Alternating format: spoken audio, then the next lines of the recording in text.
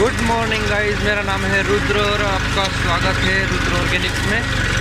हम आज हमारी जो फील्ड है उसमें प्लाव कर रहे हैं। हमारा ट्रैक्टर है 241 एसी फॉर्ब्यूसन।